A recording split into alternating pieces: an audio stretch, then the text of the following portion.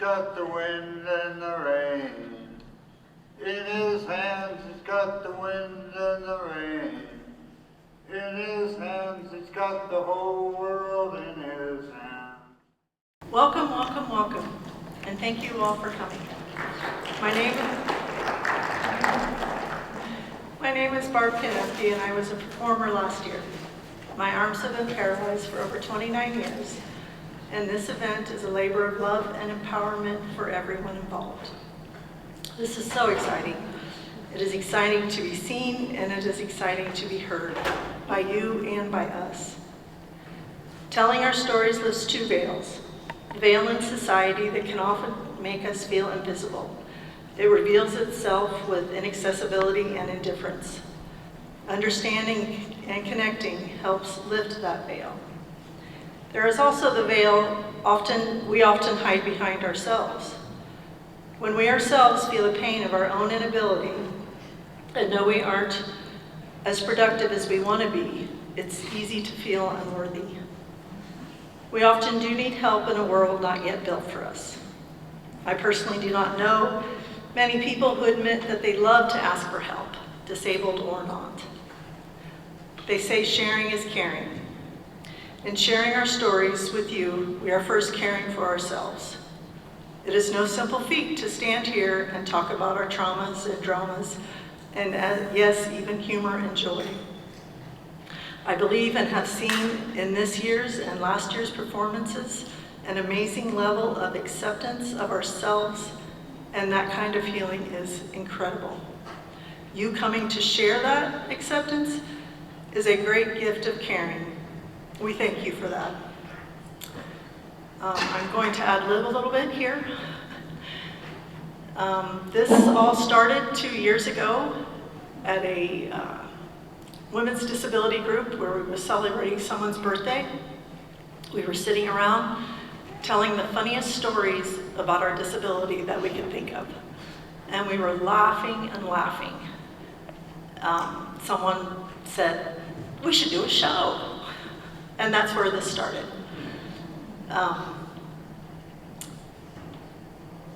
And a year later, we did our first show.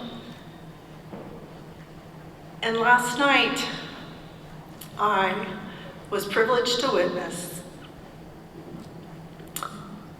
an amazing thing. One of the speakers tonight, who deals with depression, she was so nervous. She was just a wreck. I told her I'd stand behind the curtain. I said, if you go out there and you can't say a word, you just told your story. Don't worry about it, it'll be fine. She came out, she went right through it, almost started to cry. I was just so happy for her. And then later in the evening, after the show was over, we were way back in the backstage. And I was asking her how this process had been for her. And she said, "I feel heard." And then this woman came up, water in her eyes, and she walked up to Sherry and she said, "Thank you so much for telling your story." And Sherry was just stunned. Neither one could say anything and walked away. I have no idea who she was. Sherry has no idea who she was. But it connected. And my hope for, and everyone has a story back there from last night. But if something touches you, if you connect in some way with one of the performers, please let them know. For many of us, we don't get it very often, and it's well worth it. So if there's anyone interested in the production, being in the production next year, come talk to one of us, let Ability Montana know. I have a special shout out and thanks to our top donors, RMARC and AWARE. And we also want to let East Middle School know how much we appreciate the thought and effort put into this accessible design. We've been able to navigate it with ease, and that doesn't happen a lot. Thank you again, and on with the show.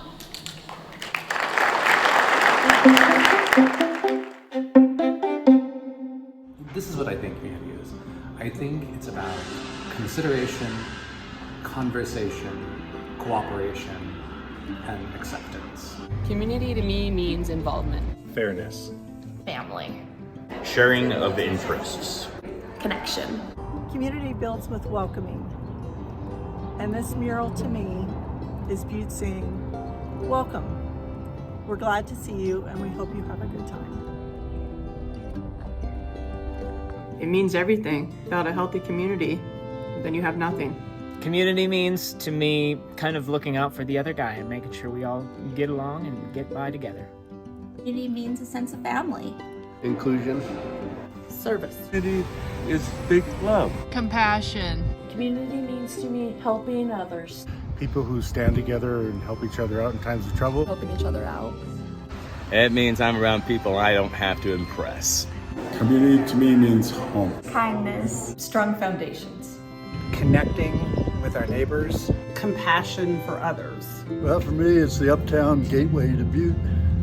Everything we've been doing here for 20, 30 years is starting to come together in terms of integrated master plan to make this a showcase. Community is all of us together. Togetherness. Togetherness. Just being together. Community means recognizing that we are all in this together and that we are all here to support each other. Community means everyone. Community means everybody. Community means everyone. So, what does community mean to you?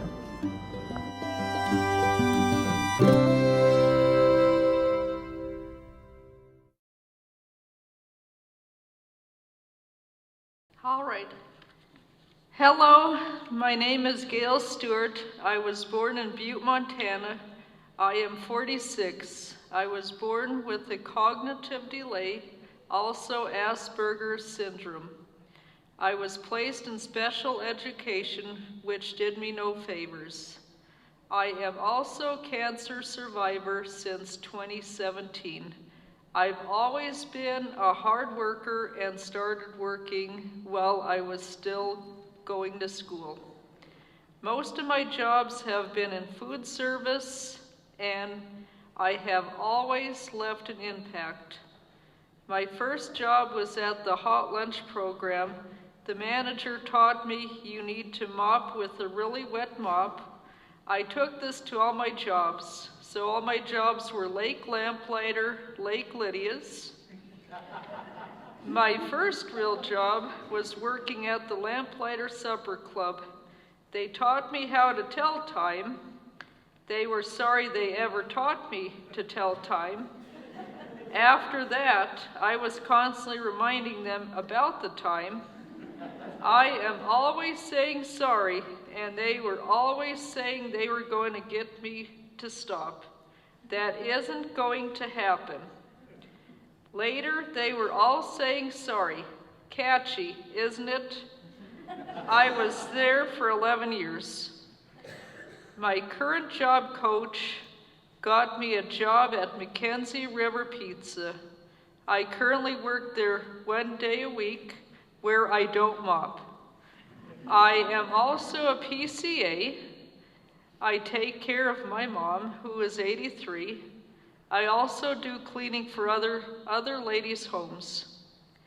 Many years ago, I had to borrow my brother's Chevy Blazer. It had uplifted wheels, so the speedometer was off.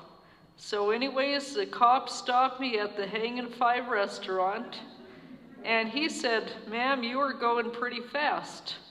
I said, "Sir, you were going just as fast as I was, as you were on my tail end, sir."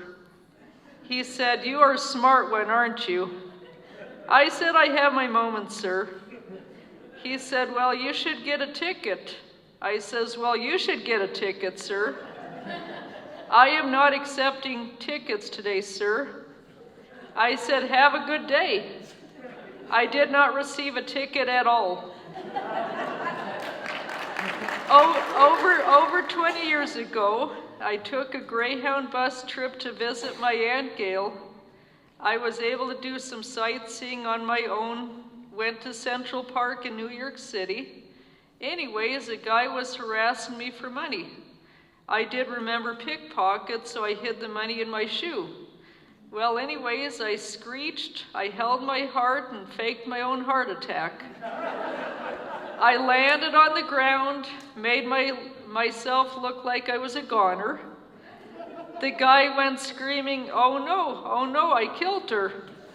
I had some people looking over me. I emerged, got up, said, ooh, false emergency, and went running. Thank you everyone for coming this evening.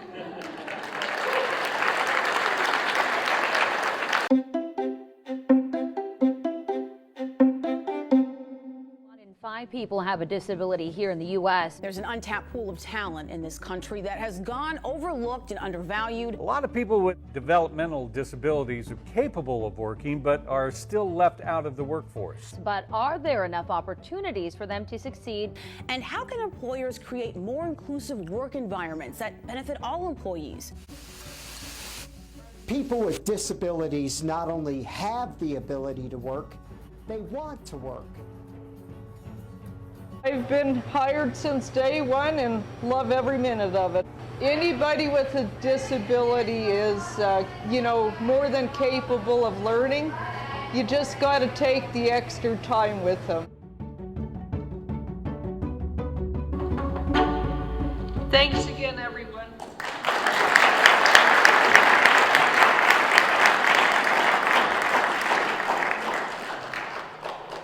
Well, now, isn't she a hard act to follow? I was born 2.5 months premature, during the Christmas season, no doubt. Just what every child looks forward to, getting all their presents at once. No, really, I was determined to be a Capricorn. My prematurity actually resulted in cerebral palsy and a truckload of stubbornness. But I needed my stubborn streak, because both my birth parents had mental health challenges. See, I was born in 1967 during the Vietnam era, and I believe my father's mental health challenges stemmed from his time in the military. My mom was hospitalized 2 years before I was born due to postpartum nervous breakdown, what we now call postpartum depression. This created a bumpy road for me, and I was put in foster care at the age of 10 months old and dog-paddled through the system until I was adopted at age 4. My adoptive parents didn't treat me differently.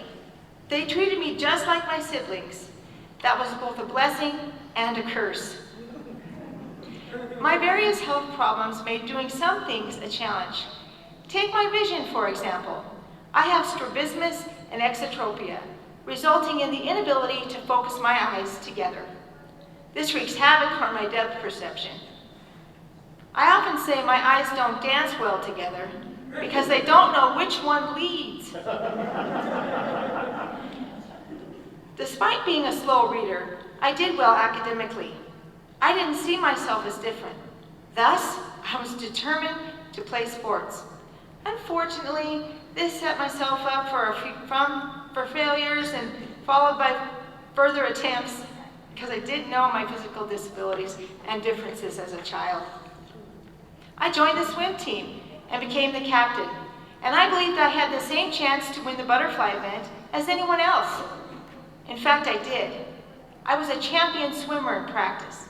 However, my anxiety and tendency to hyperventilate during a competition prevented me from finishing the race, sometimes.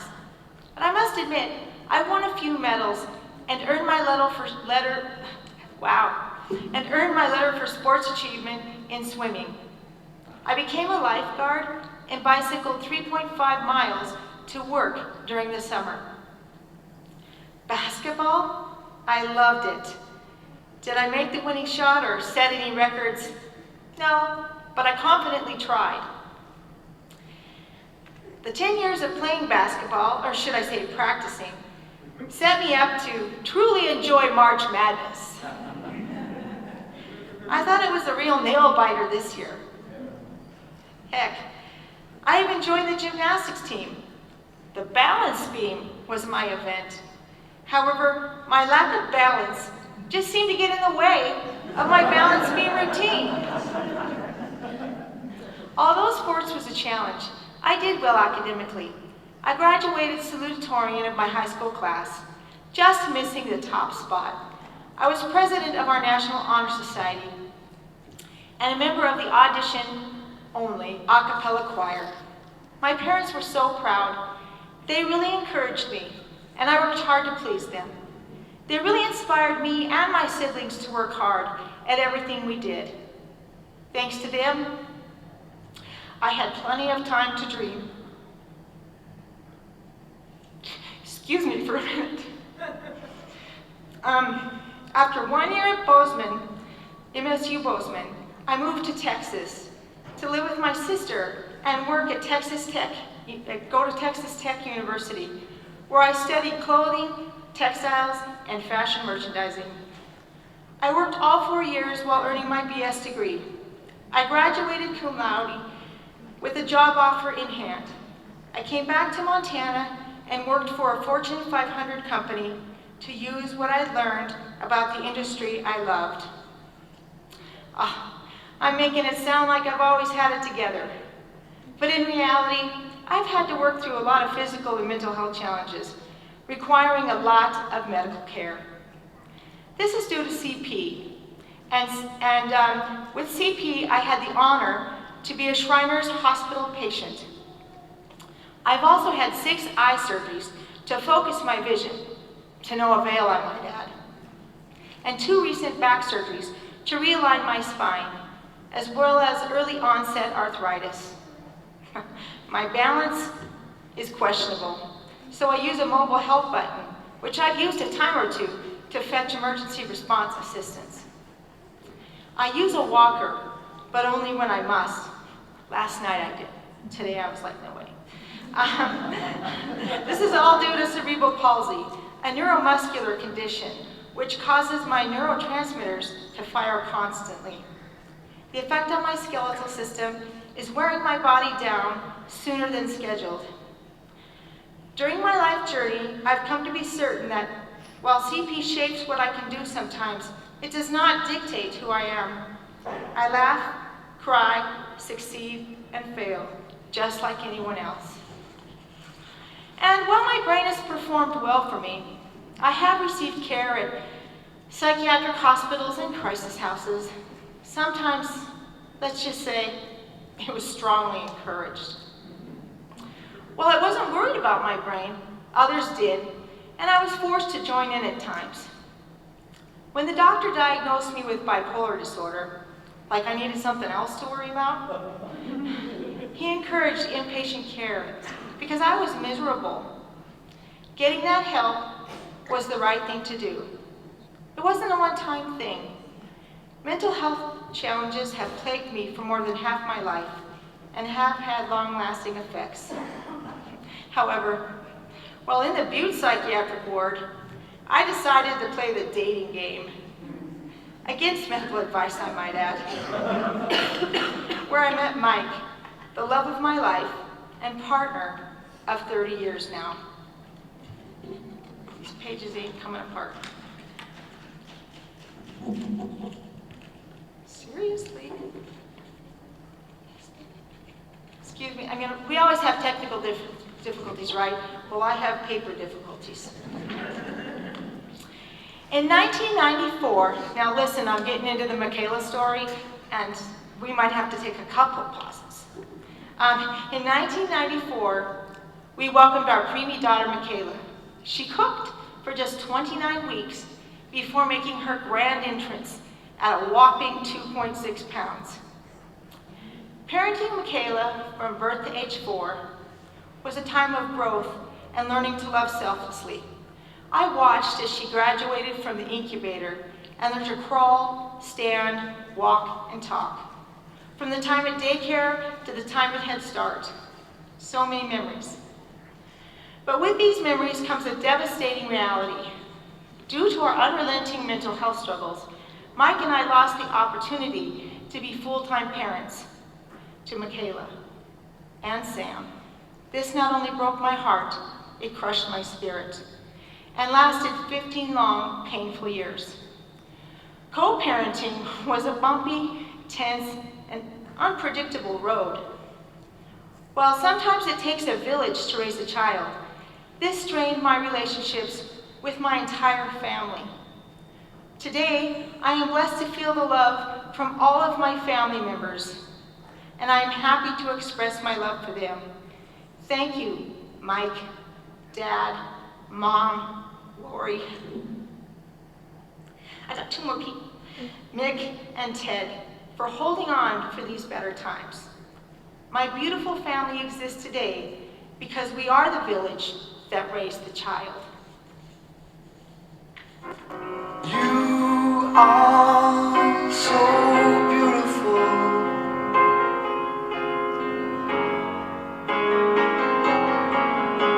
To me, can't you see?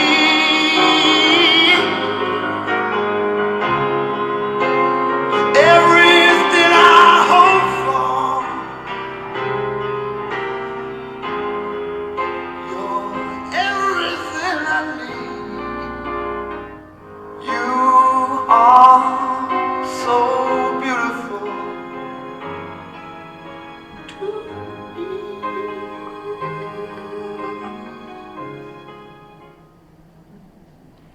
Today I could actually look at that. And it gave me a little more time to shake up here. Love that. Michaela, she's grown into a beautiful young woman. She is kind, gentle, empathetic, fierce, sassy, strong-minded, and definitely a warrior. She is a bright light in my world, and I feel blessed that God shared her with me. Our relationship is what it is today because we had the village, and God has given us grace. Back in 2007, I was sent to Montana State Hospital on what should have been a 3-day emergency detention. But instead, I graced the halls of Montana State Hospital for 16 fun-filled days while waiting for an independent evaluation by a trained mental health professional, unaffiliated with the people who sent me there. Suffice to say, that never happened. And after some days of giving hospital advice about how to lessen the chaos in their wards, I was encouraged to go home. In an effort to manage our mental health challenges, Mike and I took a wellness workshop called WRAP, after which I felt compelled to educate, advocate, and take personal responsibility for my health and well-being. I learned about wellness tools and discovered which ones worked for me best. In recognizing my personal responsibility, I realized that I needed to take back the power and choose the path that suits me best. I learned about my rights and how to advocate for myself. This skill has led to many opportunities to testify in front of the legislature in support of mental health and home health programming and funding. The workshop impacted Mike and I so much that we embarked on a joint venture and opened our own business, Wellness and Recovery Consultants, with a mission to support individuals to reach their fullest potential. We are state-certified behavioral health peer support specialists, life coaches, and certified Copeland Center advanced level facilitators. We advance our mission through referrals, outreach, and contract work. In 2019, Montana's Peer Network, a statewide organization, presented Wellness and Recovery Consultants with the award for Provider of the Year. We facilitate WRAP workshops and train facilitators across the nation, and I have had the opportunity to train WRAP facilitators in 9 different states. Today I direct PCAs to complete tasks of everyday living because my disabilities are encroaching upon my independence. Tasks like bathing, lotioning, dressing, med reminders, and the list goes on. I mentioned my emergency response button because I've fallen 7 times in the last 8 months. And let me tell you, this 55-year-old body was not meant to hit the ground. I'm involved in various therapies, talk therapy, occupational therapy, and physical therapy. Unfortunately, or fortunately, my physical therapist just rotates from one body part to the other. Feels like I've got her on retainer. While managing my medical care, I work a day job at Ability Montana. I've worked there for 3 years and feel at home. As the peer lead, I support peer staff to identify goals and encourage them on their path to achieving them. I facilitate advocacy and support groups. I'm also involved in the peer program Reboot. At Ability Montana, we strive to help people with disabilities live more independently. I look forward to walking alongside my peers as they come to realize for themselves that although their disability may shape what they can do sometimes, it does not dictate who they are. They laugh, cry, succeed, and fail, just like anyone else. The future is bright, and I'm really looking forward to my next chapter. Thank you.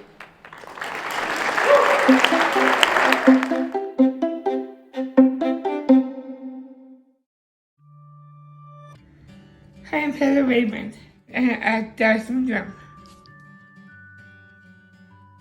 Living here is the best thing that happened. Part of living on my own, to be independent, to be in this house on my own. Hi, I'm Matt Patrick.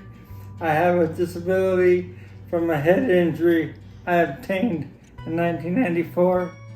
I like living on my own because I feel more self-accomplished. I'm just doing things on my own, and I like it a lot. My parents helped me out with Habitat Humanity.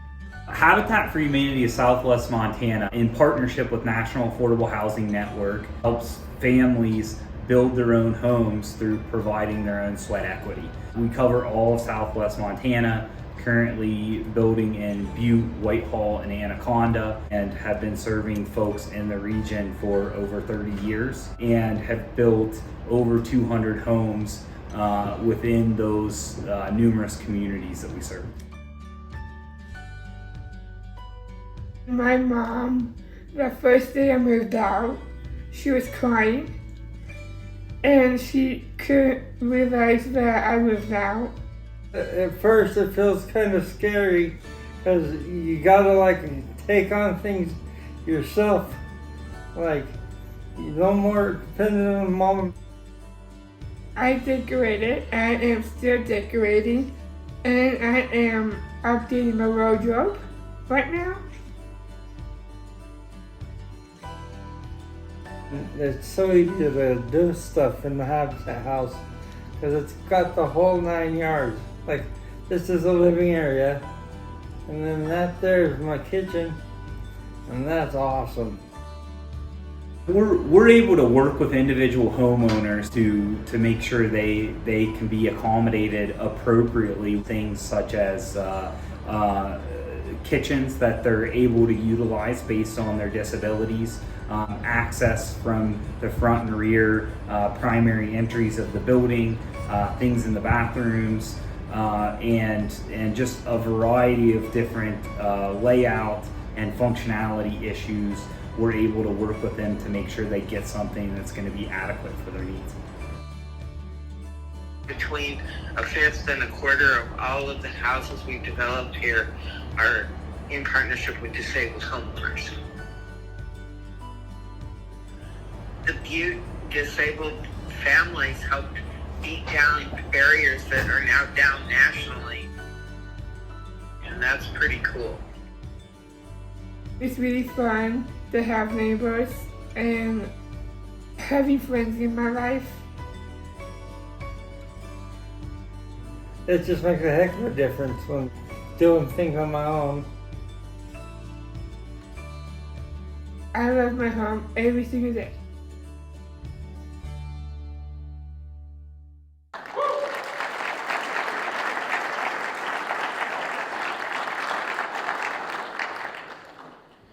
Hi, I'm Lucy Galeras. I just finished my sophomore year. Yay! And I'm going to be a junior next year in high school. I have cerebral palsy as well as visual impairment. This basically means my brain doesn't talk to my body very well.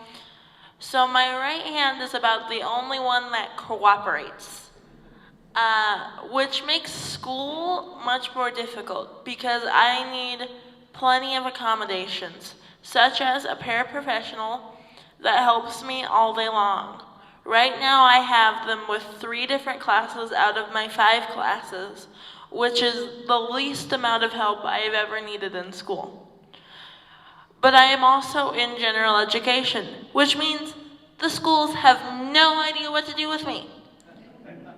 Because they're used to shoving people like us in self-contained classrooms, or if we are in general education, we have a few accommodations that aren't labor intensive.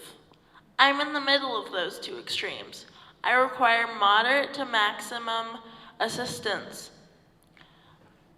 which means I often have to tell them what to do and advocate for myself, which sometimes can be very difficult as a 16-year-old and not sound like a 16-year-old while you're doing it. And being respectful. Because what's actually in my head could never come out of my mouth. And especially when administration's looking at you like you're crazy. But I've had to fight a lot with the schools along with my parents, who run interference when I need them to. It's better for Dad to send an email than for me to say something I shouldn't. But my parents and I have had to sue schools in the past for breaking my human rights and not allowing me to use medical devices that I needed. That's one of the biggest things that I've had discrimination over, is my equipment and my ability to use it. Last time I checked, being comfortable and being able to stand on your own weren't luxuries. But to the world it seems to be. I don't understand it any more than you do. The school has previously made it very difficult for me to use a device called a stander, which is exactly what it sounds like. It's a device that allows you to stand for long periods of time, unassisted, when you need support. The school didn't seem to see that need in my education, when the reason I use it is to get off my bottom during the day, because sitting for 12 hours is not fun for anybody. We've also had difficulties getting wheelchairs and walkers in the past because my body has changed and I needed different equipment. For instance, I will be soon getting a power chair. Yay! Thanks to my PT who's here, Nicole, my OT, Tawny, and my wheelchair guy, James Bond. Yes, that is his name. Nicole had to write manuscripts pretty much to have me get this chair, as well as other pieces of equipment in the past. But insurance doesn't seem to know that these things are needed, not wanted. My parents have had to fight a lot for that. We've had to educate people who should already know what I need and why I need it. That's the biggest thing I try to do, is advocate and educate. I'm often in pediatric offices because of my age of 16. And little kids come up to me all the time and ask, "What's wrong with you?" Which I don't take offense to that question because they're just using words they can understand. And there's something wrong with me. I'm in a wheelchair. So they're not using incorrect words either.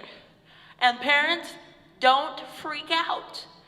I rather them ask than them not knowing. I usually explain it as, my power lines are cut and they spark sometimes. Or my phone line is down. They seem to understand that, or at least act like it most of the time. And that is one of the biggest things I can do, is educate people and make them understand. Not use the big medical terms that I do know how to use with my disability, but nobody cares. Nobody knows Latin.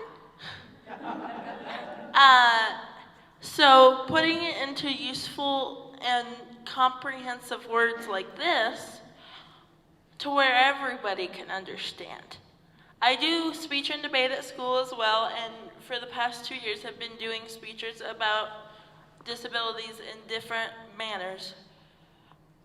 I have a lot of fun with that too. I drag my parents along with me because I can't do it by myself, and they happily do it for me. Even though sometimes I think they think I'm crazy, but you know, parents do wonderful things. And that's what I try to do. I try to advocate in every way I know how or can, such as this, and that's what we need to do to make the world easier for people like me to live in, and for everybody to live in, because if we all understand people's different points of view, then we can be inclusive to everybody. Thank you.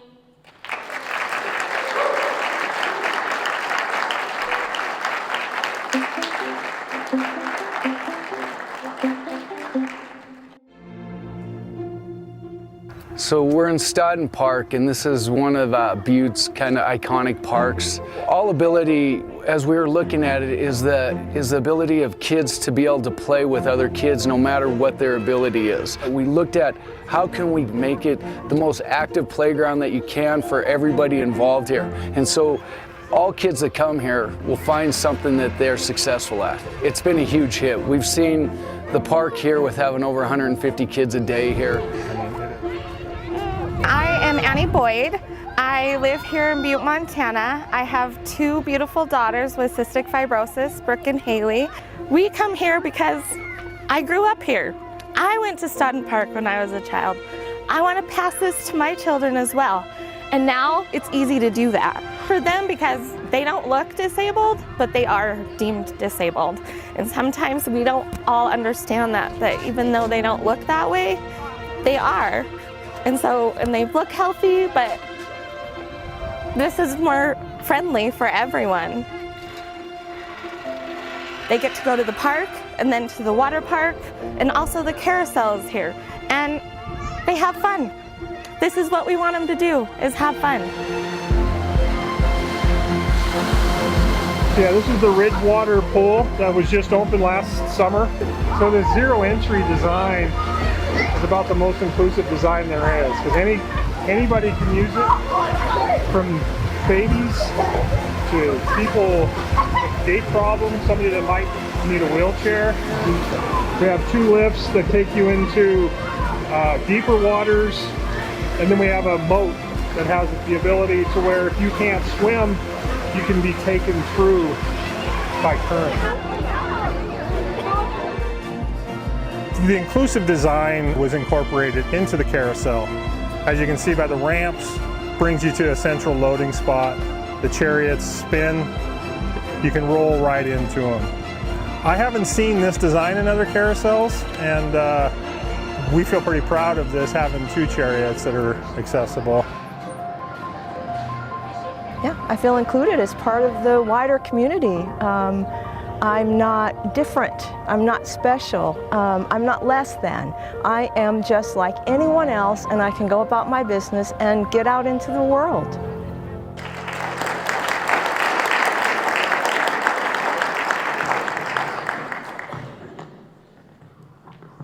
Thank you. Good evening. My name is Jack Roscoe. I am 25, and I was born and raised here in Montana. Growing up in a family of 5, my mother would describe me as the wild child. At an early age, I developed a passion for spontaneous adventures. Through this, I learned early in life, whenever a good opportunity presents itself, we must act on it.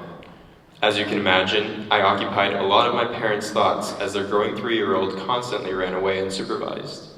To help combat my driven personality, my parents put me in just about every sport and outdoor activity available. Through this, I found skiing and snowboarding to be exhilarating. Over a course of 16 years, I became a pretty proficient snowboarder. After my sister passed away, snowboarding became my adrenaline junkie sport. I needed an activity which would drain my energy, leaving me exhausted. The adrenaline rush from snowboarding could achieve this objective. When I wasn't able to snowboard, I would utilize working out to drain my energy and stress from the body. In my opinion, to this day, I'd say these activities became healthy addictions. My driven personality carried over into adulthood, with an obsession to build an independent platform, ultimately a career. Pre-injury, I envisioned myself to work with my hands. At this time, I was just finishing the summer washing windows and had landed a pretty good job starting in the spring, managing and developing a ranch near Wise River. My mother was concerned with how hard I was going, which incited her comment saying, "You need to slow down and smell the flowers." I responded with, "I just can't right now," not knowing that 6 months later, this comment foreshadowed one of the biggest changes in my life. During the winter of 2019, I took a short-term position with the 66th Montana Legislature as the Secretary of the Local Government and Agriculture, Livestock, and Irrigation Committees. On the weekends, I would escape the big town of Helena to go snowboarding around the state. On February 16th, a friend of mine and I went snowboarding up at Great Divide. Normally, I get up to the resorts before the lifts start and the hordes of people crowd in. However, on this day, I contemplated on even going. We arrived on the hill around 2 o'clock in the afternoon. The sky was bright and blue as I started my first warm-up run. I first hit a rail and then a tabletop. Feeling pretty good, I proceeded to the next section, which consisted of a barrel and a variety of jumps. As I came off the barrel, I had a little bit more speed than I needed and slowed down.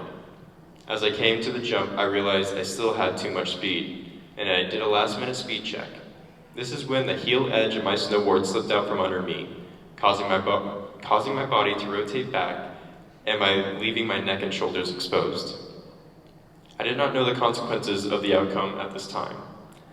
I did, however, know that I was paralyzed. As I laid there gasping for help, a woman asked me if she could assist. I responded by saying, "I'm paralyzed, and can you please find ski patrol to get help?" She responded in disbelief, but then urgently went to find help. As the ski patrol arrived, I looked into the goggles of one of the guys and saw the reflection of my left arm up and extended over my head. This surprised me since I thought both of my arms were down at my side, and this is when I realized the mess I got myself into. The following 3 months, I lived in the hospital trying to absorb as much information as I could about my new reality. It was like drinking water out of a fire hose. I learned a lot about the central nervous system and the spinal cord, which in layman terms is a highway of nerves transmitting movements and sensation from the brain down the spine to different neuron and vertebrae levels. I came to find out the injury I sustained was fractured C4 and C6, shattering my C5, sending fragments of bone into my spinal cord.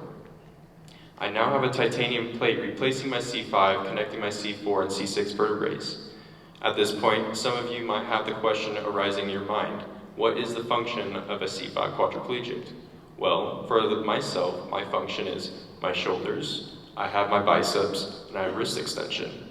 I, however, do not have the underbelly of my wrist, which would be wrist flexion in terms of the medical world, and my triceps. I also do not have function below my collarbones, but I do have a little bit of sensation. Going through this life-altering experience, I was very naive at the beginning of my injury. I initially thought I'd be walking in a few weeks' time, back up to normal. As the days turned into weeks and eventually into months, unable to perform the simplest of tasks, most of all independence stripped from my knowledge, an individual can't help feel the raw nature of humility. I am very grateful to have the family and friends taking turns learning and helping care for me at the side of the nurses. At the end of 2019, residing in the hospital, March of 2019, my apologies, I became very ill. This is when I informed my oldest brother, who was living in New Zealand, to come spend some time with me. As I recovered, William lived in the hospital room, kept me company, and learned my new way of life. He did a great job of showing humor in a time of uncertainty and confusion. The main difference between my oldest brother and I is 7 years, he can grow nice facial hair, and he walks a little bit better. The combination of our personalities, I believe, won the hearts of the hospital staff. I have many stories of doing pranks with or on the staff members of the inpatient rehab facility. For the sake of time, I'll keep it to one story. It began on a Sunday as Dr. Rosenbluth, my primary care doctor, visited my brother and I. He informed me about a new resident doctor who would be making the rounds to each patient to assess them the following day. This is when William and I came up with our next brilliant prank. Presenting the plan to the head doctor, he laughed and agreed to be on it. He even added that he'd film it. The next morning, we told one of our favorite PTs of our plan. She loved it and wanted to be a part of it as well. To set the trap, they placed my body on the couch bed, rolling me up in a blanket like a burrito. William crawled into my bed wearing a mask, a neck brace, and a hospital gown. As Dr. Rosenbluth, the new resident doctor, and the PT made their way into our hospital room, I began hearing the resident doctor introduce herself to William, reading my medical chart and beginning her examination of what she thought was a C5 quadriplegic in front of her. For a few minutes, William performed the functions at the strength he believed I had for her examination. Halfway through her examination, William interrupted her and said, "You know, I'm getting tired of this," as he proceeded to swing his legs off the bed and get out of bed. This is when he got to the door, walking out of the room, and the doctor was flabbergasted, dropping her jaw to the floor. She was under the impression she was examining a C5 complete. As she looked around, realizing everyone was laughing, she knew something was up. That's when she found me tightly wrapped in a burrito blanket on the couch laughing too. I think it's safe to say that she'll always remember her first day as a resident doctor. After a couple of years of recovering physically and mentally to my new reality, my friends and family helped encourage me to take a new challenge that I wasn't sure I was capable of. In January of 2023, I returned to the 68th Montana Legislature as the Secretary of the Energy and Telecommunications Committee. This time, I was accompanied by my parents, who worked at the legislature too. Every day, we would wake up at 4 a.m., traveling an hour to and from Helena for work. I hope to see more ADA accessible housing created. Sorry, there's text. During the session, we drafted SJ 25, which is a study bill, to help solve this ever-increasing lack of ADA housing problem. The experience of working at the 68th Legislature was a good insight for both the legislators, the staff, and myself. I enjoyed rekindling my past relationships and meeting new people along the way. For being a government building, there's not many rooms that are ADA accessible. The tech team, however, was very accommodating with what was needed to do the job proficiently. In the middle of the session, we had Disability Awareness Day. This is when James Bond and Nancy Clark brought in a variety of chairs from National Seating and Mobility for the legislators to experience the difficulties of navigating the Capitol independently. All three legislators who experienced the chairs concurred that this was difficult, and in some cases, impossible to perform independently. Hopefully, we will see change. I'm barely scratching the surface on the long list of individuals in our community who make an impact beyond matter. I am very grateful for them. And for the sake of time, I won't list them all, but thank you. Lastly, I have accepted a position at the Public Service Commission. I am now classified as a compliance specialist, which I think is some fancy words for being a secretary. This job is a one-year internship that will start in July. I look forward to continuing the progress with your help, trying to improve our community. With support and gratitude, optimism is sustainable. Thank you all for allowing us to share our journeys with you tonight.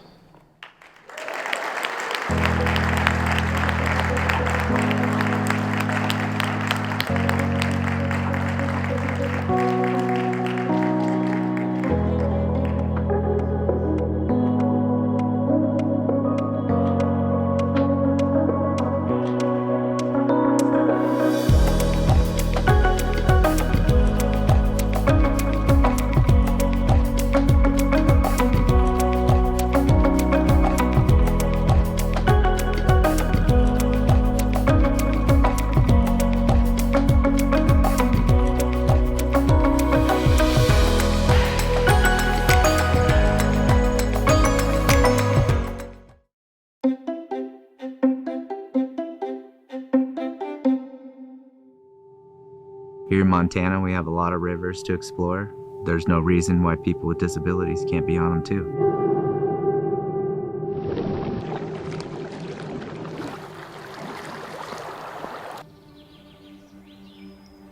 My name is David Poole. I've been an adaptive athlete since 2006.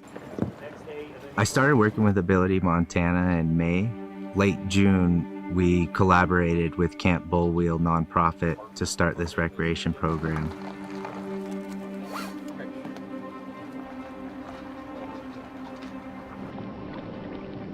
We're a peer-run organization. So we're people with disabilities helping other people with disabilities enjoy the outdoors and live independent lives. Gotta get. Hey, how's it going, Larry? Good, how are you? The whole experience is wheelchair accessible. We have adaptive equipment, and so someone with a disability, say a low quad, can come in here and fish effectively and efficiently. And it's a wonderful place to just hang out, beautiful area, and you get to fish and enjoy the real Montana experience. A lot of times when you have a disability, you're limited to the amount of places you can go and the things you can do. We really have to rely on adaptive equipment and technology to really help us get out there. The boats and things that have been all adapted, they're not readily available commercially, and so it's quite expensive to adapt one for yourself. And so there are impediments in the way of keeping a lot of these folks from recreating in the outdoors, and we want to help knock down those barriers and help give people access to the outdoors in Montana.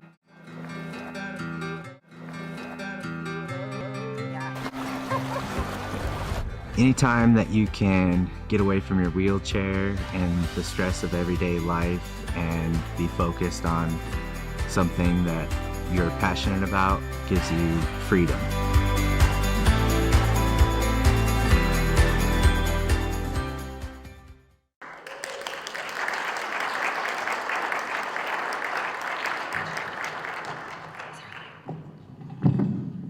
Hi, Butte. Thank you so much for coming tonight. If you enjoyed that video about Camp Bullwheel, you can donate on the website to help continue that program. It means the world to us that you're here. The more we share our stories, the more you can tell our neighbors about these stories.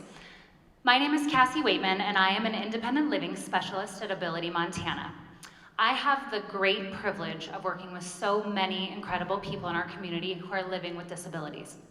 One of those truly remarkable women whose vibrant spirit and zest for life are simply contagious is the one and only Destiny Rogers. Do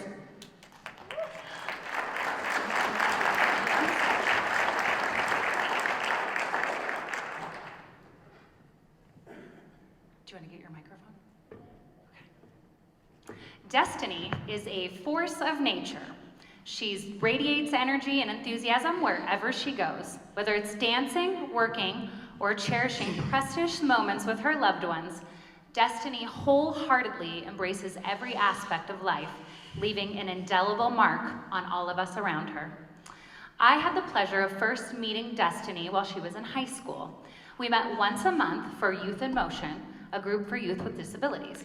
There, I fell in love with her spirit, laughter, sass, and joy. Later, we started Dishability, Butte's food truck that provides employment opportunities to people with disabilities.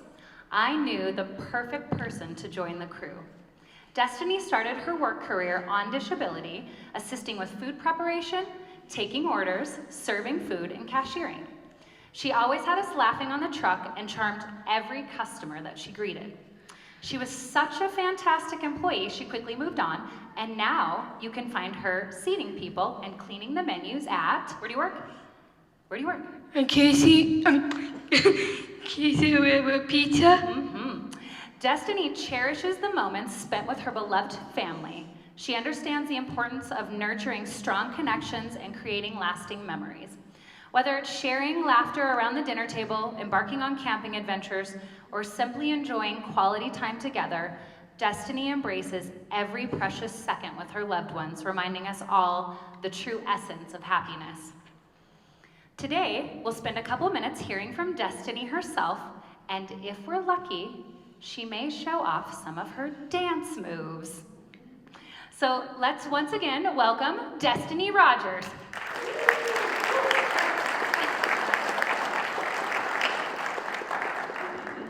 Destiny, what's your favorite thing to do? My favorite to do, I help Jules and Lisa. You're here right now. Yeah, Jules and Lisa are here right now, and she has been wanting to give you a shout out. What kind of music do you like, Destiny? I like my Adele and country. She really likes Adele, and so keep that in mind. Destiny, how many brothers and sisters do you have? I got 4 sisters. I got 6 brothers. That's a lot of brothers and sisters, huh? Yes. So what's your job at Mackenzie River? My favorite job, is cleaning menus, cleaning tables, get people sit down, say hi to people, and say hi to Jules and Lisa. Who is your job coach that helped you get your job at Mackenzie River? Jules. Yeah, Jules is really important to Destiny. So you clean the menus and you see the people. Can we have a little hoot if you've had Destiny seat you at Mackenzie River? Yeah. And I'm sure she left you smiling because she is full of goodness. Yeah. What do you like to eat? I like to eat pizza and waffles. That's what we're having right now. Destiny, what is your favorite holiday? My favorite holiday is birthdays, holidays, Easter, and wedding. What do you like about weddings? Kissing and hugging. Yeah, kissing and hugging are good parts of weddings. What holiday don't you like? I don't like Christmas. Why don't you like Christmas? I don't like Christmas coming to my house. She does not like that Santa comes in your house. What makes you happy? I'm happy here for Jules and Lisa. You're both here. Yep, they're here. What's your favorite thing to do with your friends and family? My friends, Saturday I'm going to Jules and Lisa and have fun together. You do have fun together. Do you go shopping together and go do activities? We're going to movies and dinner. Oh, movies and dinner, that's fun. Do you also go to the Sparks dances sometimes with Jules and Lisa? Yeah, I dance with Jules all the time. Jules is a really good dancer. She does. What's something you're really good at?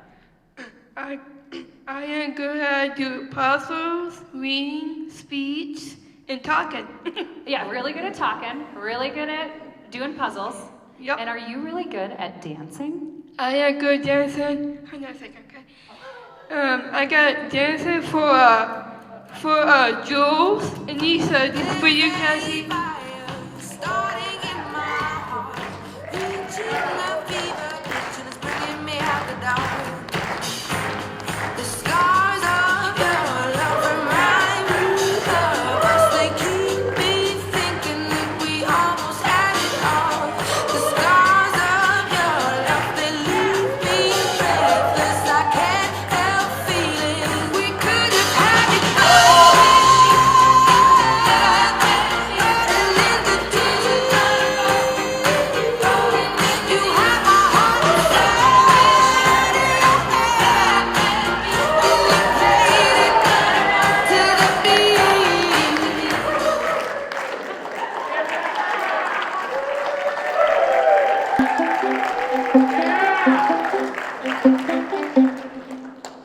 I'm Todd Hoare.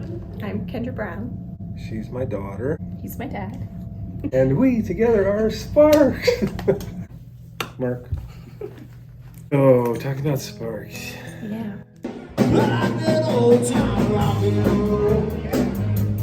Music just soothes the soul. I reminisce about the days of old. That old Sparks? So it was started by Robbie Knight. Son Troy was in special ed. She noticed one day that he was getting teased. Obviously, as a parent, hated that, but wanted to try to figure out a long-term solution to it. And she took all of the people from her class down to an assembly. It was a band playing, and everybody started dancing, and everybody danced together. She got the idea that she should start a group to where she took regular education kids and had them help put on dance events for people in the special ed classroom, and then started doing them outside of East Middle School and invited all the age groups. When did it start? 1980-ish. I joined because there was a flyer, so I was like, kind of sounds like fun, I'm gonna go check it out. And that was 50 years ago. 40 years ago, I'm sorry, 40 years ago, not that. Mark James, band guy, he was doing it when I showed up. My name is Mark James. I've been playing music for Sparks since the early 80s, around 1980, 1981, right in there. A friend of mine that I was playing some music with, Salvi Espinola, was in Sparks, and then I've been doing it ever since. It's very enjoyable, they love it, they're a great audience, and they can't wait for us, and we can't wait for them. So you started volunteering to put on the dances, and then? It morphed into more than just dances. It turned into kind of filling needs. But we did an Easter egg hunt every year. I was 15 or 16, I think. And we did it out at the Grange Hall in Divide, and all the kids that were in there loved it. And two of them asked me afterwards what we were doing, and I told them what our whole Sparks group was. And so those two joined Sparks, and that was your mom and your aunt. So yeah, that's how I met your mother. From what I remember then, by the time you and mom had graduated from high school, then you guys started doing the dances on your own, or you took over the group? It kind of faded into us taking it over somewhere mid-90s, I think. So you started doing Sparks when you were 0 years old. Yeah, for me, I think Sparks is the reason that I knew I wanted to keep working with people with disabilities. Yeah, and I think, we've heard that from kids that have been in Sparks over all the years, that it has moved them into positions that are similar. Do you think Sparks is the reason that you followed this career path to work with people with disabilities? I'd say 100%. Fun now to bring my kids in. So now we're 3 generations in with Sparks dances, so it'll be fun to see what they decide to do and see how Sparks impacts them as they grow up. It's exactly what Robbie's envision was. We are all the same. We're all on this planet, and we all enjoy fun. And those dances are just pure fun.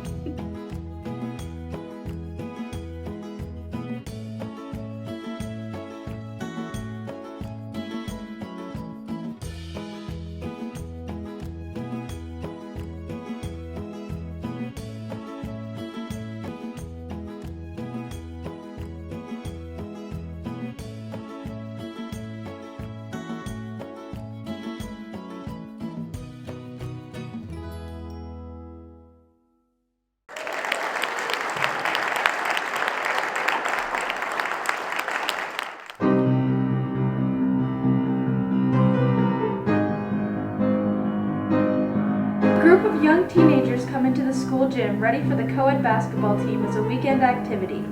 There, on the side of the gym is posted a sign that says D&D, or in other words, Dungeons and Dragons, coming Sunday afternoon at 1 p.m. for 8 weeks. Dungeons and Dragons! Oh, I'm in for that. I played Everyone that. is excited, including Jessica Termaine, who is an outcast. No matter how hard she tries to fit in, she gets rejected. D&D is a board game. Surely there's nothing wrong with that. So, while everyone is signing up, Jessica starts to join them. I think I might try. Pathetic.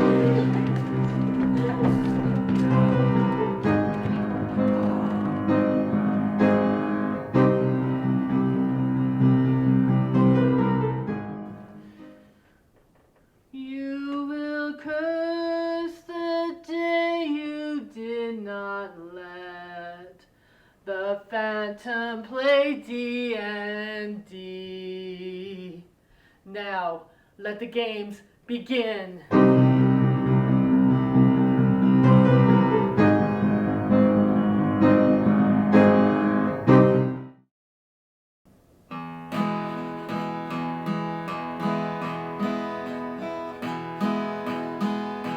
I hear that train a-comin', it's rollin' around the bend. I ain't seen the sunshine since I don't know when. But I'm stuck in Folsom Prison. Time keeps dragging on.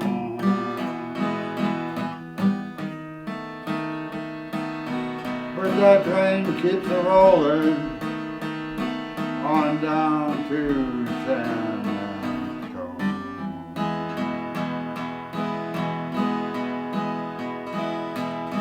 When I was just a baby, my mama told me, son, always be a good boy and never play with guns. But I shot a man in Reno just to watch him die. When I hear that whistle blowing, I hang my head and cry. I bet there's rich folks eating fancy dining cars, probably drinking coffee, smoking fat cigars. I know I had it coming.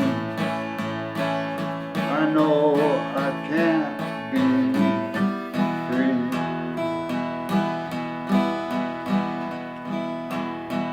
But those people keep a-moving.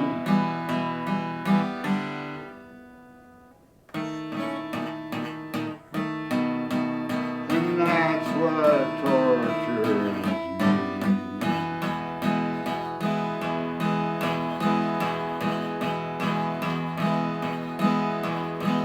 Well, if they freed me from this prison and that railroad train was mine, I bet I'd move it a little further down the line, far from Folsom Prison. That's where I wanna be. I like that lonesome whistle blow my blues away.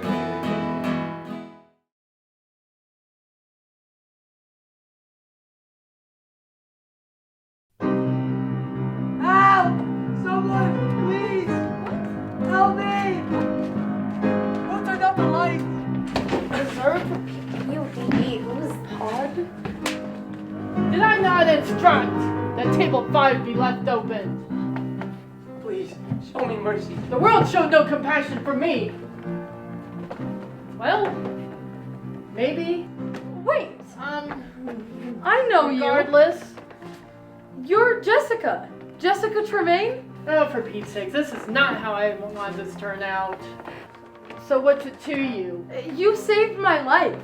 So? I knew it was you. I recognized your voice. So? I was one of the 12th graders who played a joke on the co-ed basketball team. It's true. Coach didn't even know what was happening until a bunch of kids came into the gym. I'm a 10th grader just like you, Jessica. I guess now I know what it's like to be bullied. Wow, Christine's my sister. I didn't know it was you that saved her life. I'm sorry I made fun of your hat. All I wanted to do was wear what everybody else is wearing. I know I'm not making the best grades in school, but I do my best. I'm not doing very good in school either. So I hope you can stay and play D&D with us. You can have table 5 if it really means that much to you. Oh, I could sit at any old table. I just use that line from Phantom of the Opera. The shoe fits. Oh.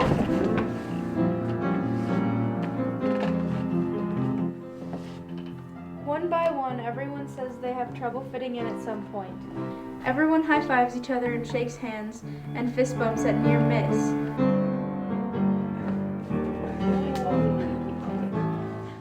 But who beat who in D&D? Narrator, our 10 minutes is almost up. The game hasn't even started. Or has it?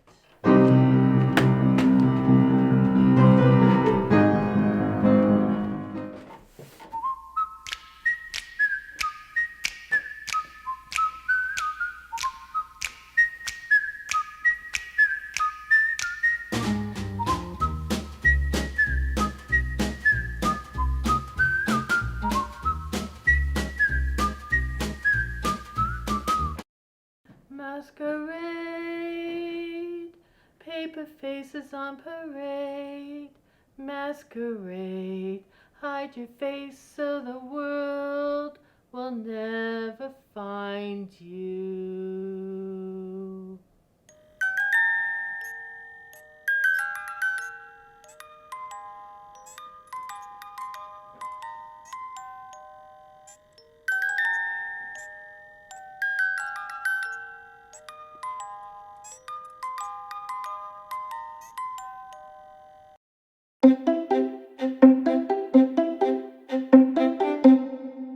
Hi, I'm Bree. I chose Phantom of the Opera because the man that portrayed the Phantom had a disfigured face, and that was his disability that he had to hide from the world. And with my disability, which is a learning disability, I felt like I had to hide from the world. I had to hide behind a mask. And I grew up being bullied in school and ridiculed a lot, so I could really relate to the story. Between 1920s and 2023, the Phantom of the Opera became well known in movies and Broadway. Some writings, they said that he was burned with acid. Some say he was born deformed. Either way, it was a message about a man who had so much talent and so much beauty in his life, but everybody was so afraid of him. And I had to learn to first love myself before others can learn to love me. I became creative, compassionate, I became a comedian, and D&D was a comical version of Phantom of the Opera because we do have a D&D program at Billings, Montana. And so this is me taking off my mask and showing the world that this is who I am.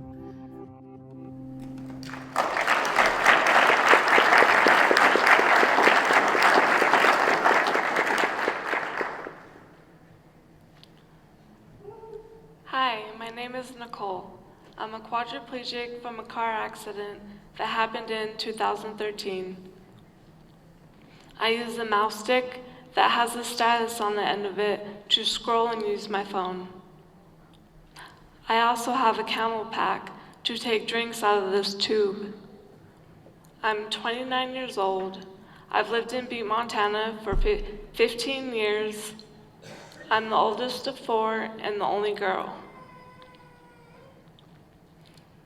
Can you imagine in a blink of an eye, everything is stripped from you?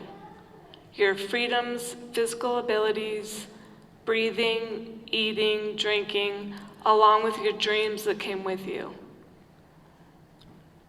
The basic necessities of being a human were taken away from me just like that. Me and my cousin Sarah were in a rollover car accident going on 10 years ago in August. I was visiting my cousin in the summer of 2013. One day that I was there, we were trying to decide if we should dye our hair with Kool-Aid or go on a walk around the little town of Wright, Wyoming, where Sarah lived. We should have just dyed our hair with Kool-Aid.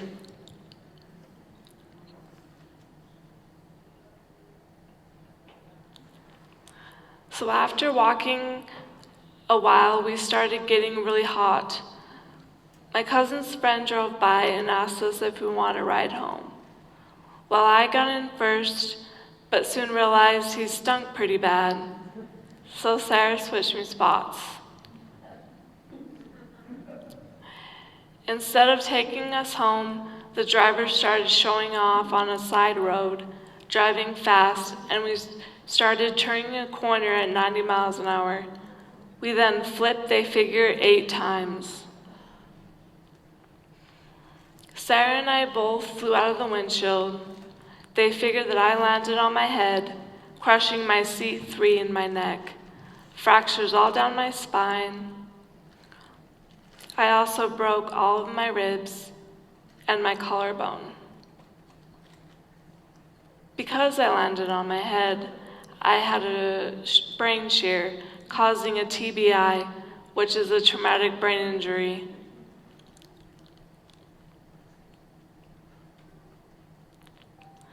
There happened to be EMTs that were watching how fast he was driving.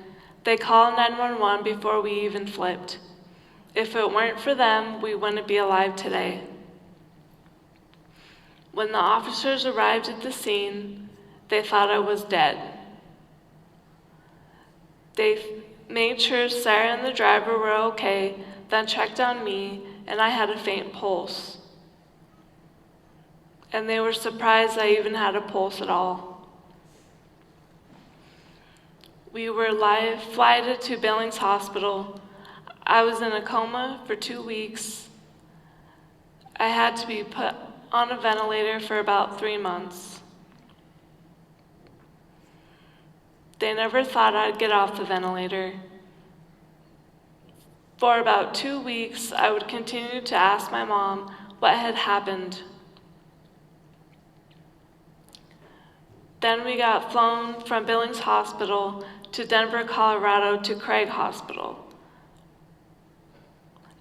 After being there a few weeks, I was able to be weaned off the ventilator.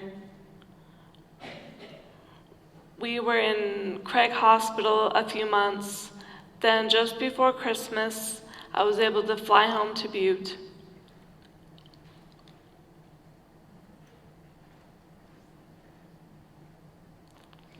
After being in Butte for about a year, my grandpa helped find specialized therapy for my type of injury. So I went to NeuroWorks in Utah for physical therapy. NeuroWorks is an intense therapy place in Utah where I worked so hard. I was getting in the pool and doing all sorts of workouts, getting stronger. While at NeuroWorks, my catheter bag opened up twice in 2 of my therapist's shoes and soaked their foot.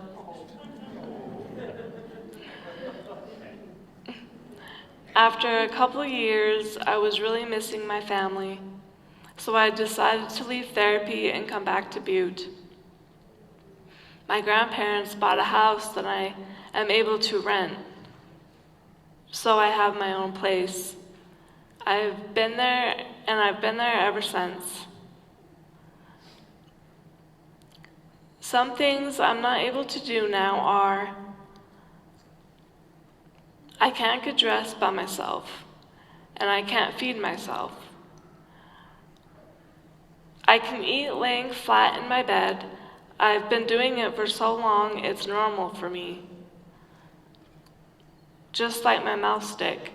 It's normal for me to use it because it's what I've been using with my phone for about 10 years now.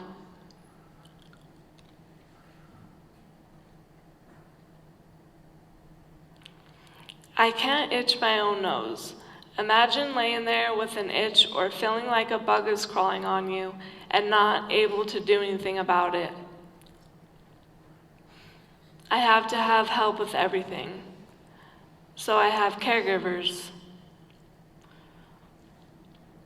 My uncle has been my main caregiver for going on 10 years, ever since I was injured. I'm very thankful for him and everything he does for me. He has built and modified things for me to help me. He can fix anything with a stick of gum and duct tape. Some things I enjoy doing are making TikToks, talking about my accident and going live on there. I have over 130,000 followers and just having fun with it. In the summertime, I like to get out on my uncle's boat. I love being outside and getting sunshine. And I also enjoy trying to paint. It makes my heart happy being around my family. My advice would be to always feel comfortable with who you're in a vehicle with. Things can happen so quickly, and your whole world can be flipped upside down in a matter of minutes. Be thankful for what you do have, and never take things for granted. Thank you.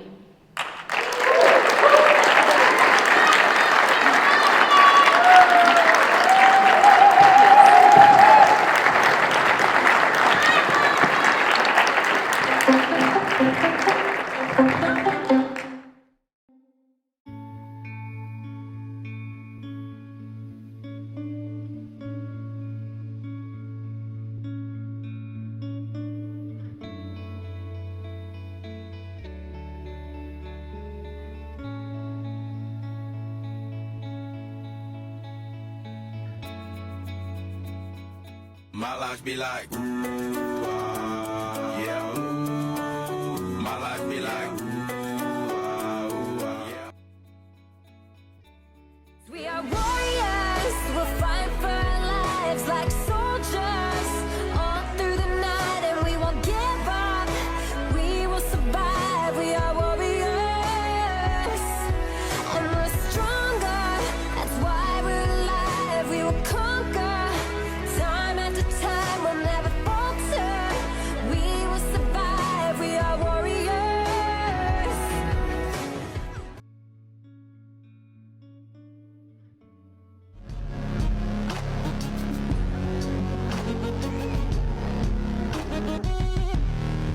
This is how I show my love.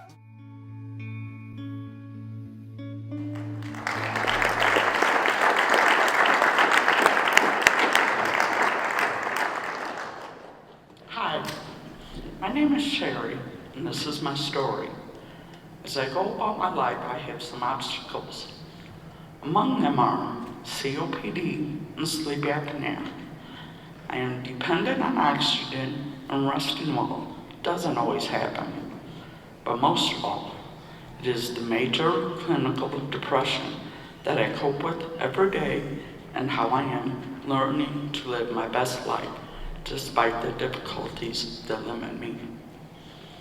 First of all, I want to talk about the stigma that goes with mental illness.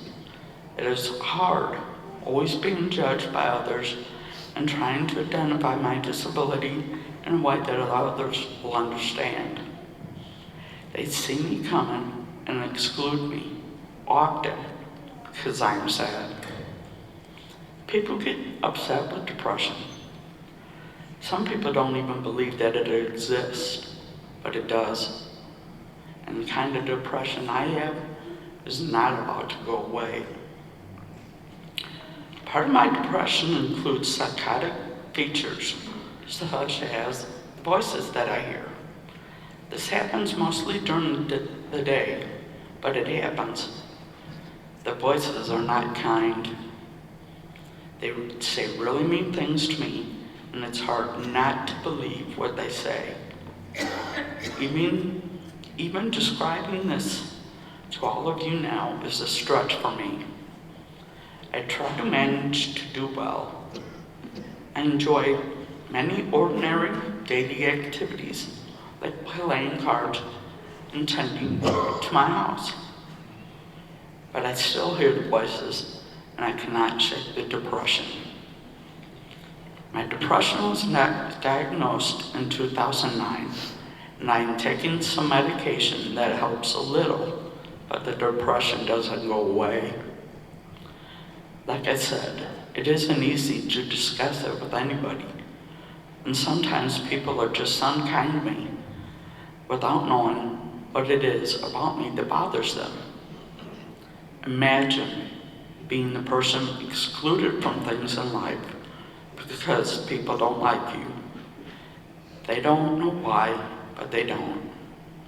I think they sense that I have difficulties that they don't understand and don't want to know more about.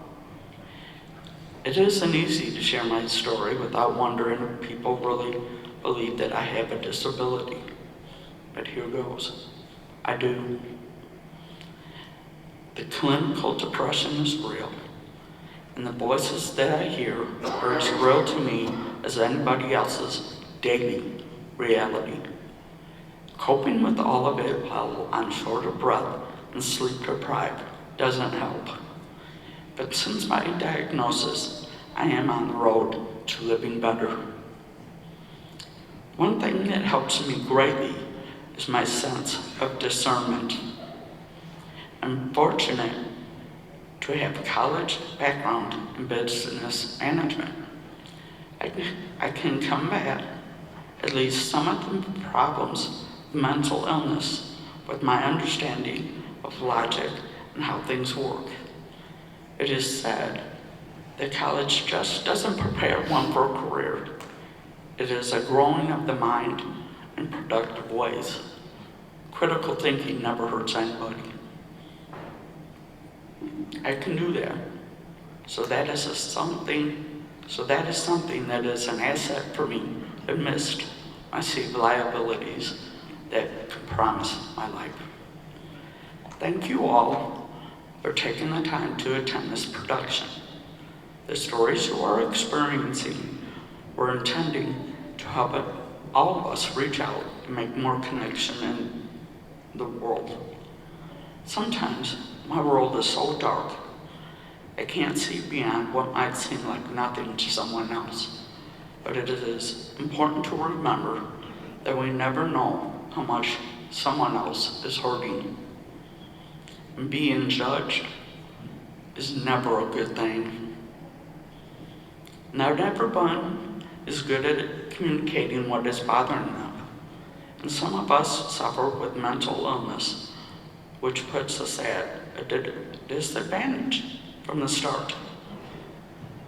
My hope is that being part of this production and sharing my story will help awareness along, and that it will show others that a little compassion goes a long way. Again, I thank you.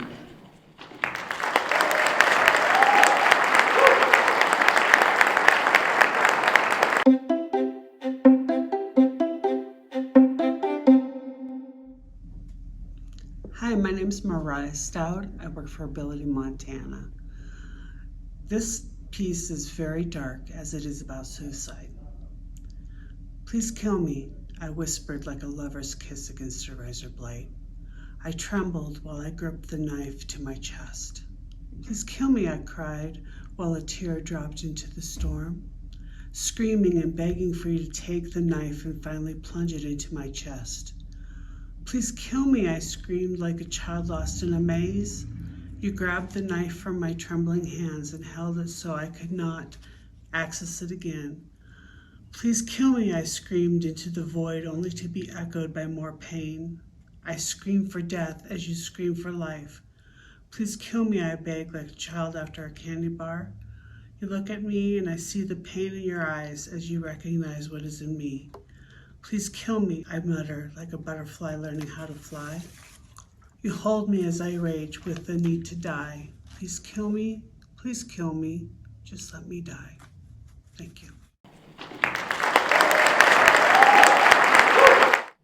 My name is Mitzi Mundenholt, and I live with MS. My diagnosis was a long time coming because I ignored most of the symptoms. You see, my sister, Natalie, was diagnosed with MS before me, and I didn't want to trouble our family with more difficulties. I'm a very determined and independent person, and I like to accomplish what I set out to do. I am here today to tell you about my journey with MS. As kids, Natalie and I got to travel the country with our parents because they were entertainers. Then my family moved to Butte in 1978. Both Natalie and I went to Butte schools through high school, and I really enjoyed being the mascot for the Bulldogs the year they won the state basketball tournament championship. Natalie went to the University of Montana to study journalism, and I went to Montana Tech before I joined here at the University of Montana to study fine arts. It was at Montana Tech that I met the love of my life, Troy Holt. We were married. I accomplished my degree in fine arts, and Troy and I moved to Kalispell, where he worked as a police officer. We have 2 children, Levi and Casey. Not long after Casey was born, I developed numbness in my right hand, an arm that was difficult to deal with because I'm right-handed. I couldn't even grasp a pen to sign important papers. Part of me was sure it was MS, but I didn't want to admit it to myself, and especially not to my family, because they were so upset over my sister's MS. The numbness got better, but then I developed severe migraine headaches that would not go away, even when pain relief, even with pain relief. Also, when the weather was hot, my legs got heavy, but it was difficult to walk. I was definitely in denial and pushed my self-care to the back burner. I was intent on homeschooling our children and taking good care of my family. Didn't have time for MS, but it made time for me. I finally relented and went to a doctor. When Casey was about 2 and I was diagnosed with relapsing, remitting multiple sclerosis, that was 30 years ago. Multiple sclerosis is an autoimmune disease at the central nervous system, which means it mistakenly attacks the brain and the body. It can cause weakness, tiredness, numbness, loss of muscle coordination, problems with vision, speech, and lots of other things. After my diagnosis, I knew I couldn't let MS interfere with my plans for my family and the rest of my life. I tried to just deal with it, but that's bad.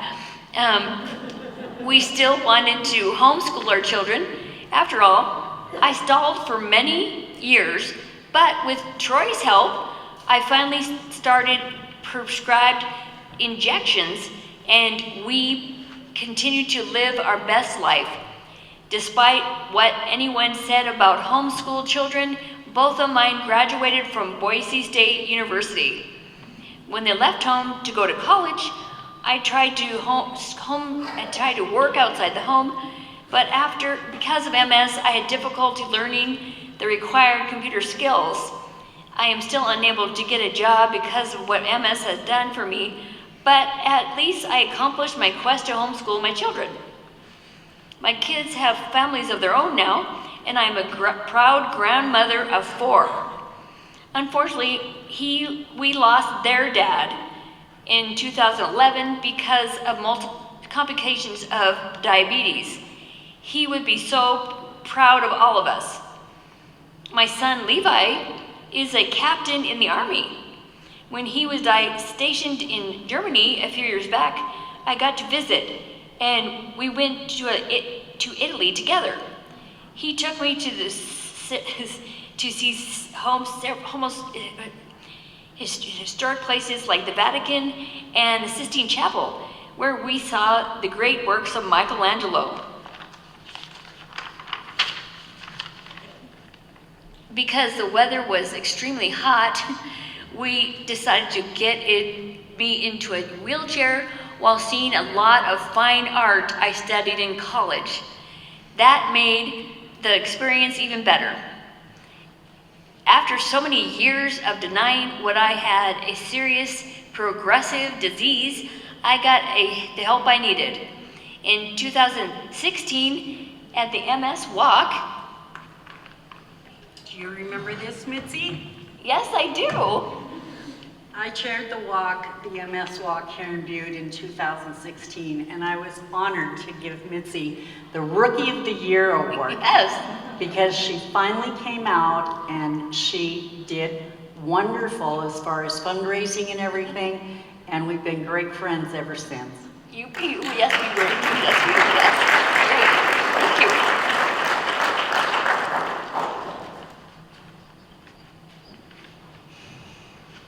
I'm getting infusions twice a year now with Ocrevus, and my neurologist solved my headaches with a magic pill.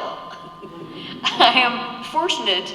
I have been living with MS and now managing MS for 30 years, and I am still able to walk, enjoy my growing family, and drive my car. I recommend that anyone diagnosed with MS, but any other disease, get help and they need. Don't just try to deal with it. If you get determined and independent like me, you will get more out of your life with assistance. They are finding more about the disease every day. MS is my disease, it is not my life. And by the way, I have 2 cats and they love me. That's it.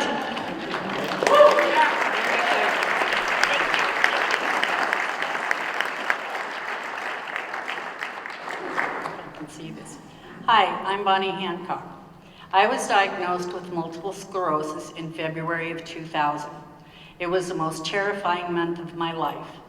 It all started with having trouble chewing a piece of chicken, then having trouble getting my key into the door lock, to periodic numbness in my entire right side.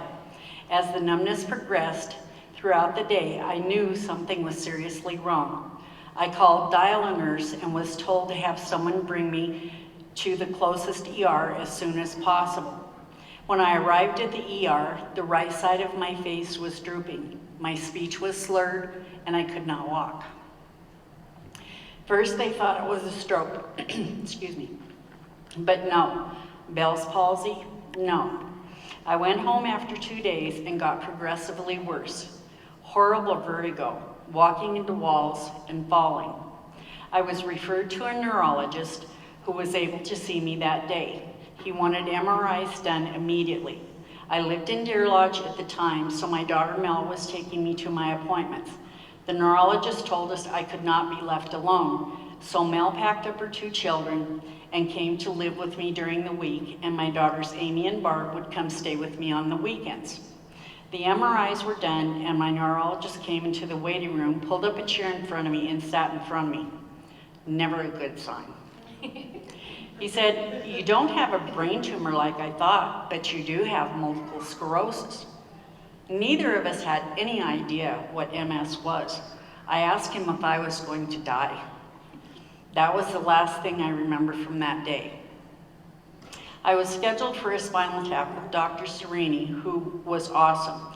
The day of the procedure, I was in the procedure room. Dr. Serini walked in. He has this black mark on his forehead, and I said to him, "What do you have on your forehead?" My daughter nudged me and said, "Mom, it's Ash Wednesday." Oops. We all laughed, and he was very kind. The problem was getting all of us to quit laughing so he could do the procedure. I was put on high doses of IV steroids for a week or 10 days, which did help, but the vertigo took the longest to go away.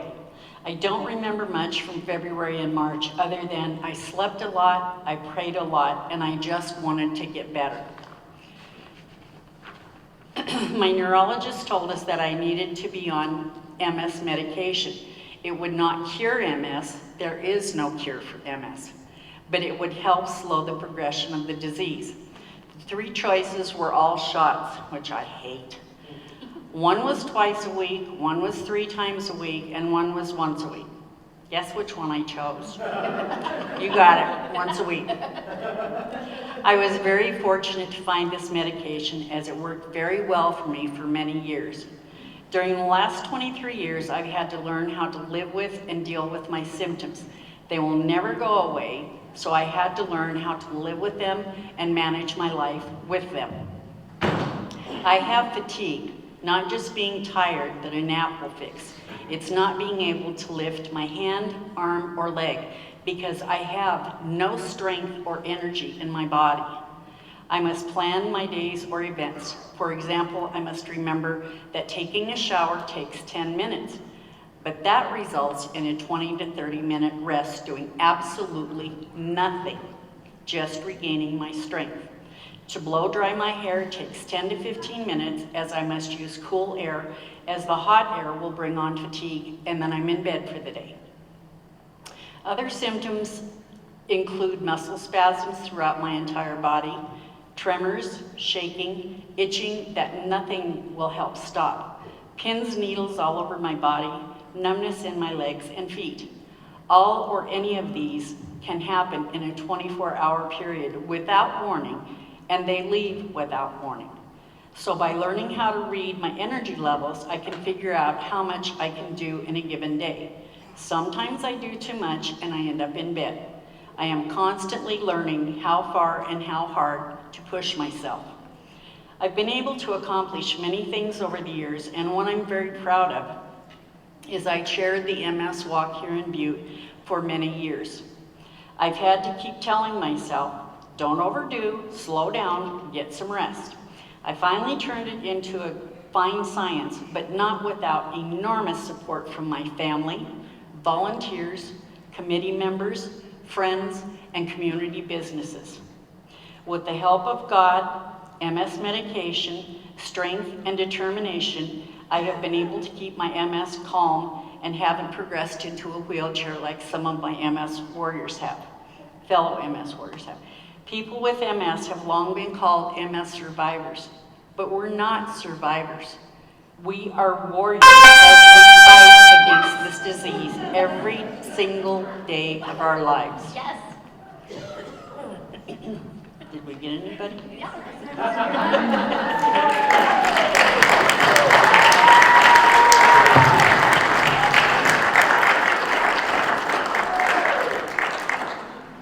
What I hope you take away from tonight's production is a new awareness of MS, as well as all other disabilities that you've learned about.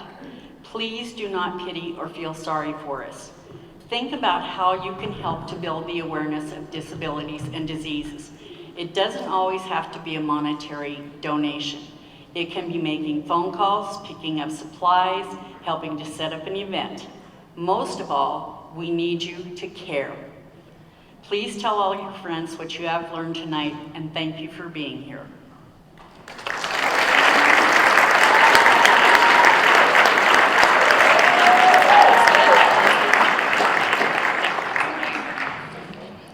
Hello, my name is Natalie Munden, also known as Mitzi's sister. I wanted to take a moment to tell you about the Butte MS support group online or on Facebook. It's called the Butte Area MS Support Group, I believe. And we meet once a month, the first Saturday of the month at noon at Perkins. And everyone has lunch and we talk and have a good time. I just wanted to tell you about that and tell you that if you have MS, know anyone with MS, please join us. You're welcome. Thank you.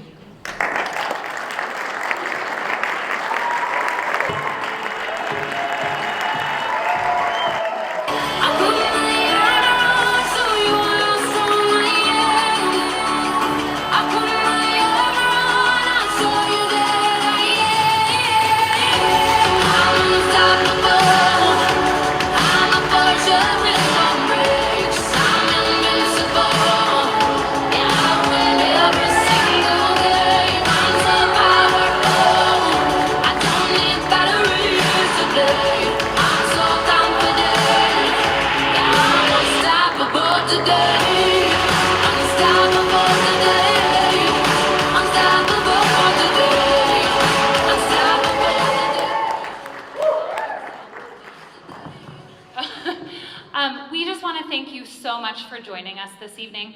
These people are incredible, and over the last 12 weeks, we have become family, practicing these stories and sharing with one another. So if you see them out and about, visit with them, say hi to them. This production was a collaboration with Orphan Girl Theater and Ability Montana, and we cannot thank Orphan Girl Theater enough. They have the actors that are in the school, so if you could give them a round of applause for helping us, we really appreciate them. We have Barb Kanapke in the back. She was a presenter last year, as you know, but she was the heart and soul of this year, and we are so grateful for her input. She did all the branding, she did all the posters, she just did everything to make this come together, and we think this is the name for good now, so we hope you'll look out for Let's Talk Disability Butte next year. We have Bill Ott. Give a little wave, Bill. He has stepped up and helped us with just anything that we needed. He's helped us with making sure the lights work and the sound and the stage, and he has been so generous this whole time, and we are so grateful to you. Kendra is down in the front. She made most of those videos, so she's an incredible storyteller and has been running all of these operations. Give them a wave, stand up and give a wave. And then we have our incredible interpreters. It's really important to us that this event is fully accessible, and it will be moving forward as well. So this is Macy and Katie, and we're so grateful to them. We are having an event Thursday, July 27th. 4 comedians who have disabilities are coming to the Elks. We worked really hard with the Butte Elks to remodel a bathroom so that it's accessible, because they will not go to a venue without an accessible bathroom. So that is a huge deal, and we'll let you know as soon as that's finished. We'll be doing a ribbon cutting. So that's Thursday, July 27th, and we will announce tickets soon. Once again, thank you so much for being here. If you learned anything tonight or have more questions, we work for Ability Montana. We are 3475 Monroe Avenue in Butte. Or you can just look on our website, abilitymt.org, and we have a place you can ask us questions. If you want to be in this next year, please let us know. Thank you again to the performers, and thank you for being here.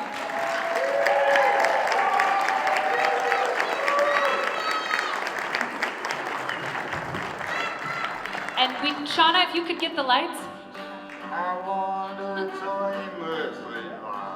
Oh my God, and Frankie, you guys, our director. There she is. She wasn't standing where I could see her. Oh. Yes. Another one, man, they deserve it. Please, this has been the best.